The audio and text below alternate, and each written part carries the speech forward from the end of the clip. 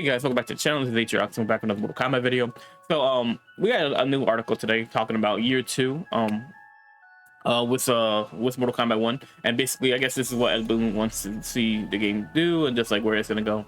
But anyways, so I'm not gonna waste too much time with this intro. If you guys haven't already, leave a like, comment, subscribe to the channel if you're new here.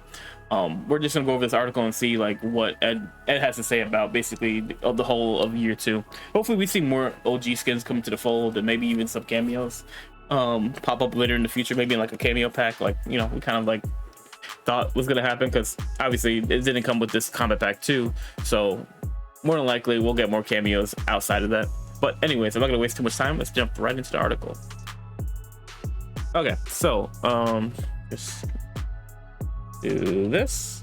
All right, that way we just get a full image. Okay, so Ed Boon talks about what's coming up in year 2 of Mortal Kombat 1. And then Chaos, much like, okay, so NetherRealm Studios rebooted its 32-year-old Mortal Kombat universe with last year's Mortal Kombat 1, resetting the balance of power and giving classic characters new origin stories. And this week's NetherRealm will continue to the story of MK1 with the Chaos Ring expansion, which introduces new reimagined characters and new conflicts. Obviously, Sector, Cyrax, Loop Cybot, and the Chaos Ring story.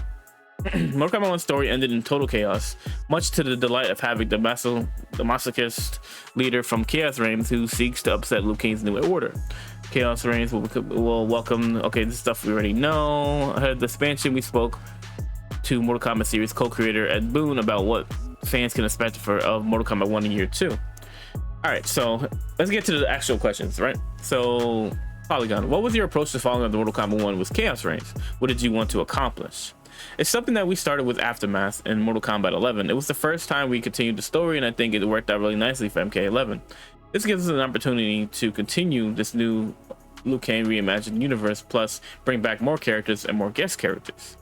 Everybody wants new characters. It's funny, you know, with 20-something characters already, everyone wants more and more and more and more, as if anybody plays all 25 equally. It's true, but everybody plays different characters, so I mean, it makes sense. So we brought back characters, but we also wanted to mix things up. There's always some kind of balance that we're trying to achieve. We don't want to repeat ourselves too much, but there's still a very strong nostalgic itch. Everybody, like, I want to see my favorite character come back, and with 100 something characters that we've had over the years, it's inevitable that we're going to leave out some of the people that are claiming for it. Yeah, Jade, Sonya should be in the game, but you know, whatever. Anyways, New Cybot was certainly one of them. The Cyber Ninjas were another. See, New Cybot was in the last game, so honestly, if he would have sat this game out, I would have been fine with it. We already had Sub-Zero, so then as much as I like New Cybot, don't get it twisted, I love the way New Cybot looks, but you know, there are other characters that could have taken that spot. New Cybot's been in 2 out of the last he was in Mortal Kombat 9. He missed Mortal Kombat S, and he was in Mortal Kombat 11. So, yeah, he was been out like 2 out of the last 3 games. So, you know, it is what it is. New Cybot was certainly one of them. The Cyber Ninjas were. So really, in the last 4 games NetherRealm's put out, New Cybot's been in 3 out of 4, which is crazy. Yeah, we're excited. The new package. There's, you know, new Animalities, game features, and all that. I wanted to talk about characters selection process, the balance of trying to hit the nostalgia, but also hit the broader appeal of the guest characters. You've got the 3 returning characters, Cyrax, Sector, and Noob. You've got the 3 guest characters with what the infiltration process. What's the filtration process like? Do you just bust into the meeting room and say, "Hey, it's Noob time"? No, obviously not. I'm obviously an advocate of getting as many opinions from the rest of the team as possible. I always send out I can't say that word right now. Obligatory emails with like, here's all the high-profile Mortal Kombat characters we haven't done yet. What do you guys think? And everybody chimes in. I just kind of assemble all that and put my take on as well. My take is usually also inspired by the feedback that I read from players. If they're relentlessly clamoring for the players, that's going to weigh pretty heavily, but it's obviously the big casting call out that I send out, and then I spend a whole lot of time whittling it down, hearing the reasons, and then it usually boils down to about what we release, with maybe 1 or 2 sneaking in and out. Same thing with the guest characters too. The first thing is asking what everybody wants. Some are eliminated, but because we just can't excuse me, we can't make it happen, it's just not our choice. It's IP holder's choice. Hold on. I've always bring it up there. Sorry about that, guys. There are a lot of hoops. We try to find the balance between newness and novelty.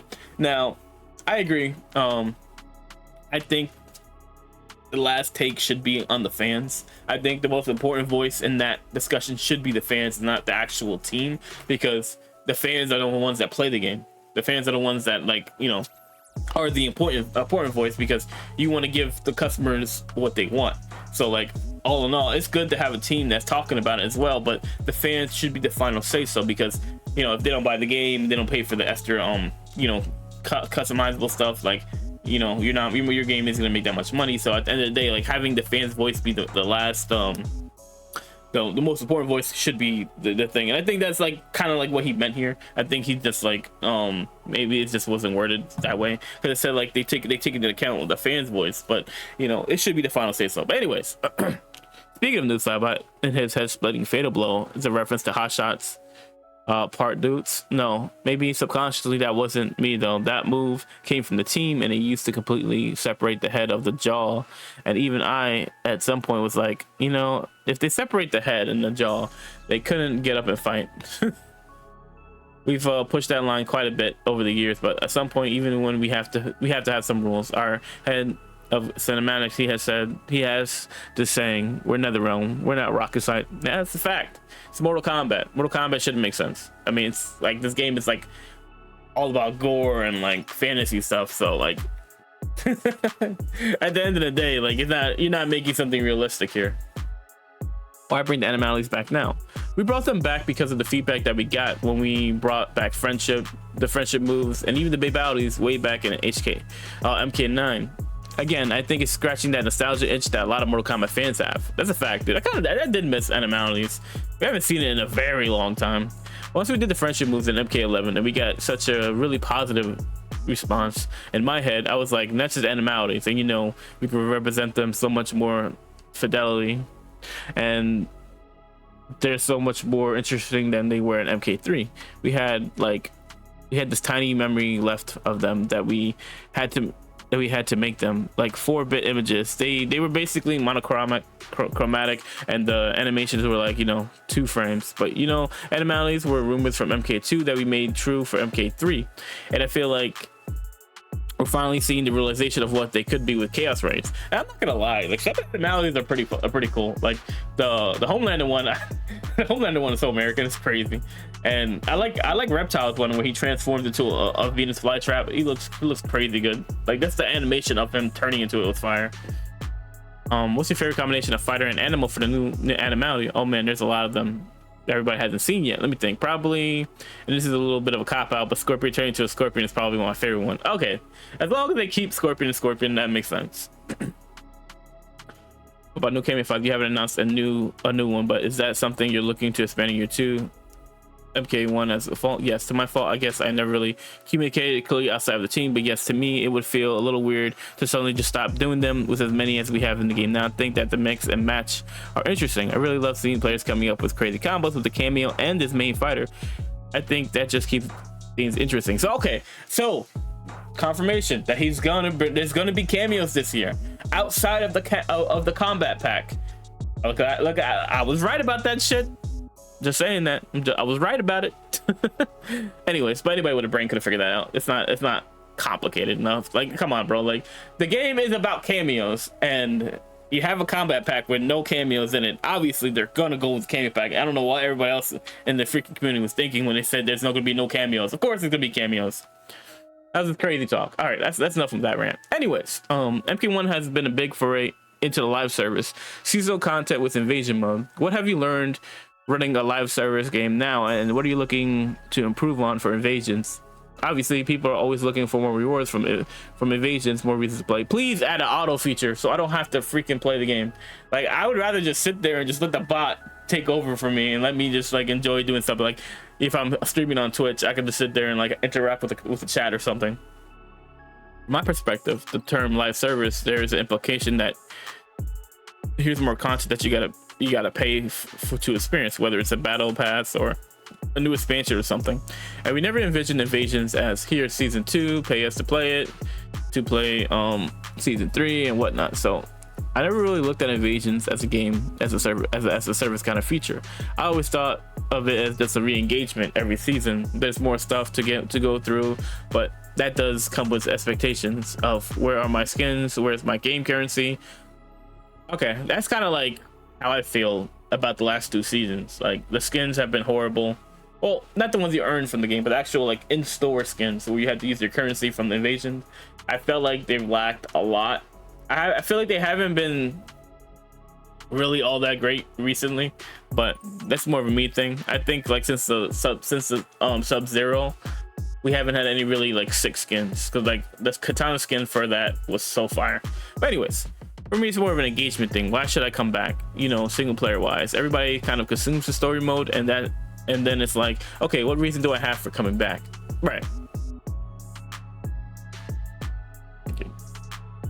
But since you got a year 2 coming up, are there any changes to invasions? What's your approach there based on feedback? Yeah, okay, 100%. This next season that's coming, there's more variety of modes to play. There's more test yours, just like a wide variety of this. I hope test your site is back, dude. I'm not gonna lie, test your site has always been one of my favorite modes. Like, bro, I really hope test your site is back, because I imagine it will be, since he's saying test yours. So I think we test your site, test your might, and probably like what, test your memory and some shit. Maybe he'll make it some new ones. That'd be cool. Just a wide variety of experiences, some of which we're going to announce pretty soon, but there are other ones we want people to just kind of discover it. Good.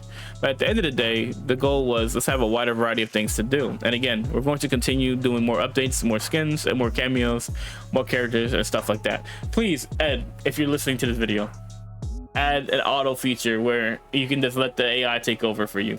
Because like, dude, that's like one of my main complaints about like the PvE content, because like back in Mortal Kombat 11 they had this auto feature where you could just let the AI take over for you. Like, that's like that was one of my favorite things about towers at the time. So like, if I was just like gonna do an easier tower, I'd just let the AI take control of it, you know, that kind of thing. But anyways, I know you probably hear this all the time on Twitter, but one of the quality of life updates people will not shut up about is character skin and color selection and the character selection menu. Is this something you're actively working on?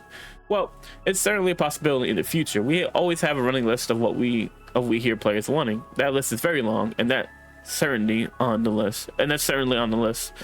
And if we're going to be dropping new features like that as we continue, and we're going to be okay, my bad, I'm freaking stupid. And so we are going to be dropping new features like that as we continue to support the game. Awesome to hear.